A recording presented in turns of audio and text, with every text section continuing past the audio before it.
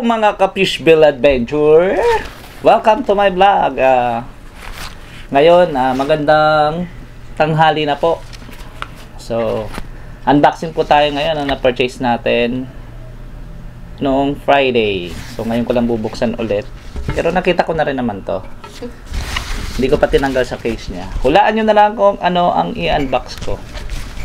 So, first of all, shoutout nga pala mga ka-Fishbill. So, ito na nga po yung na-purchase ko. Unang yan unbox natin. Rod. So, jigging rod.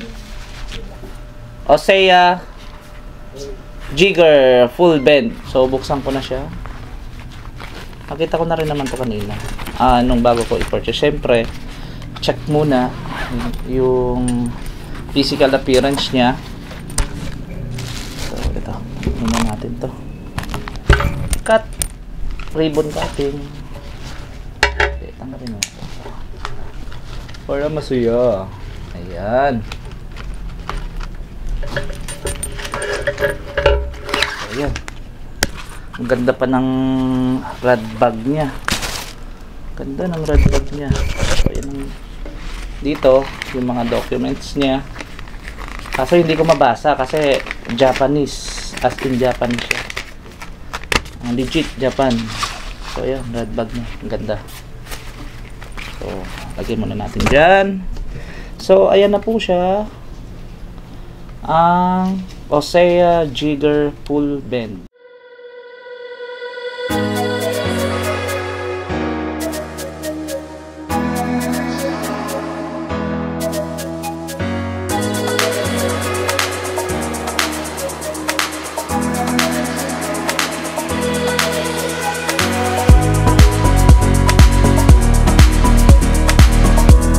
May free strap na siya. Ayan, bago-bago po siya. Bagong-bago siya. Ayan, Osea. So, yung strap niya, dalawa. Ayan. Tingnan po natin. Ayan. So, ito po ay overhead or jigging. Tininan ko, pang slow jigging. Ayan. Ganda po ng kanya. Ito napili ko kasi ito kasing handle niya, oh. So fit na fit siya dito sa medyo kilikili nyo. Kaya yung iba kasi dito lang yung bat niya, yung foam niya. So Eva foam. Ayan, meron dito nakalagay. Full bend. Tapos Shimano High Power X. Full bend and tactic. Ayan. Tapos ito yung reel seat niya. Ang ganda ng reel seat niya. Ganda. Tapos yan, nakalagay dito Osea Jigger full bend B60-5. So max jig 400 grams. Tapos yung PE line niya max 4 PE max 4G. Tapos drag max niya is 8 kilograms. Then length 6 inches. 6 feet pala, 6 feet, sorry. Tapos code, ayan. Made in Indonesia. Ayan. Then, keep siya X-guide ito. So, ito yung hindi siya basa-basa yung natitwist yung mga guide niya. So, ayan guys. Ayan po. Full bend. Ayan. Ito yung mga reel seat. Ayan. Bagong-bago. Ayan guys. Ayan yung tip niya. Ganda ng tip niya, oh. Ayan. Ganda ng tip niya. So guys, ito 6 feet. Yan. Full bend niya. Hindi ko pa ma-testing. Gusto ko makita yung talagang sinasabi niyang full bend. So 2-piece rod siya. Butt joint. Ayan. So guys, ayan guys. So, matetesting ko to siguro by next weekend pa. So, thank you guys. Meron pa akong isang i-unbox nga pala. Yung isa naman, yung syempre yung kapares nito, hindi ito magagamit kung wala yung kapares niyang reel. So, buksan na rin natin yung reel.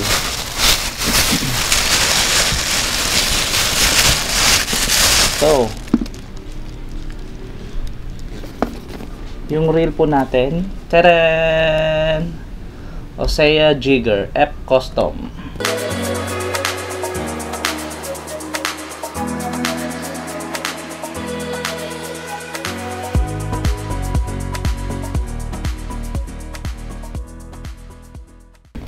(2001) NRHD. Yung HD niya po, yun yung high gear.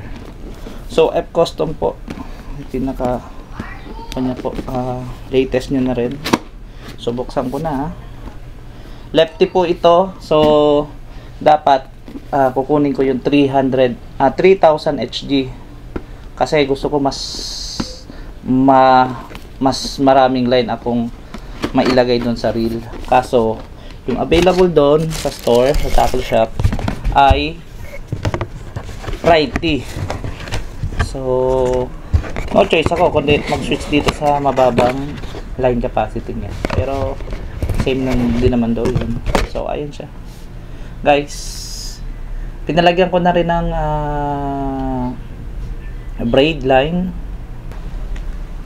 Broadline Kizuna. So, Japan din siya. PE3. So, 17.2 kilograms. Mas manipis daw kasi to. So, 500 meters. Pasok po dito sa reel na to. So, ayan guys. Ganda. Parang gusto ko i-laminate na lang eh. So, ayan guys. Ganda ng handle niya. Fit na fit. Tapos, ito pa yung fall lever niya. Ito yung automatic. Ito yung star drag niya. Ganda. Ayan. Ito yung lock niya. Ayan guys. Ayan. Ayan. So guys, ito Shimano 2001 NRHD.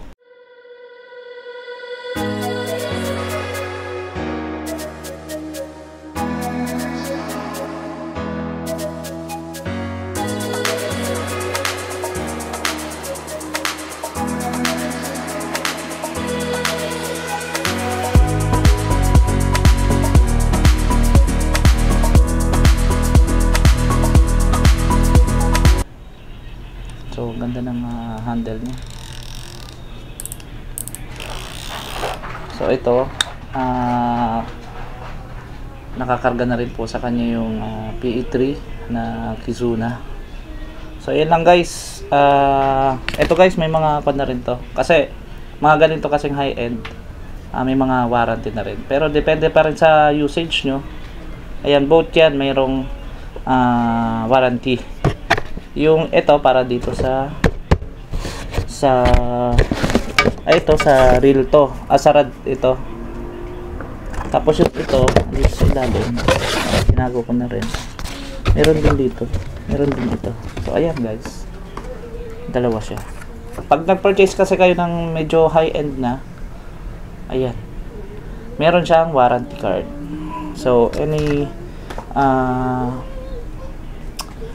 magsira man, basta tama na yung paggamit, yan, pwede nyo ipa-check sa kanila kung ano man ang factory defect or pwede nyo ibalik. So ayan guys, so purchase ko pa ito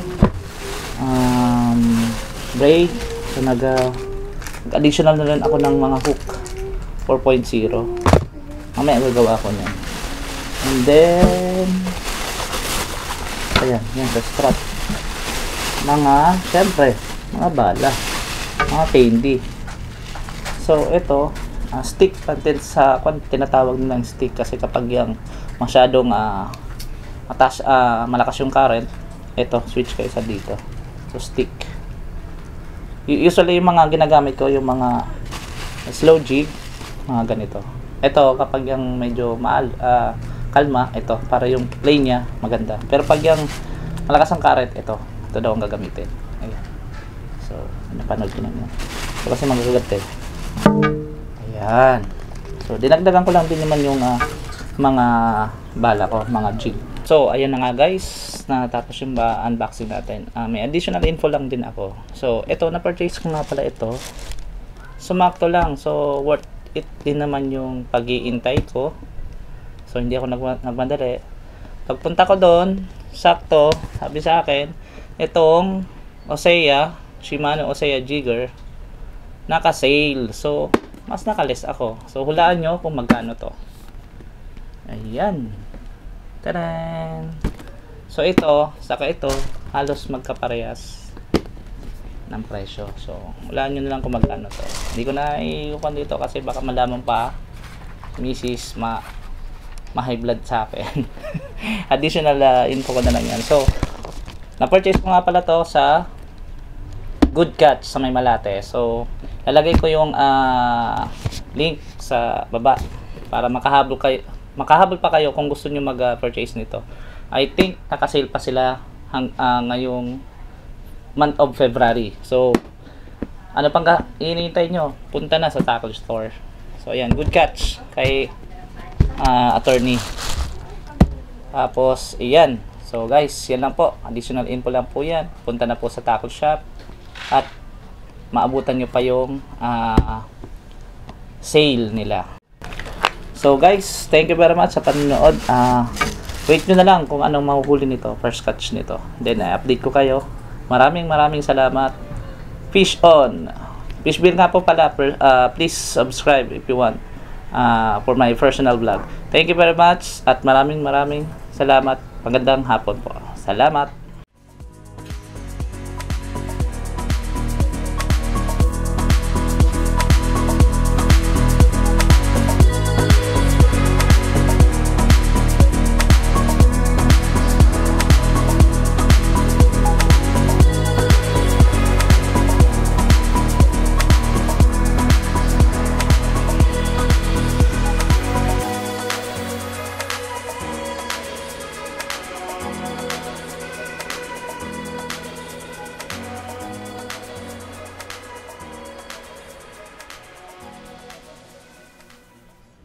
Thank you.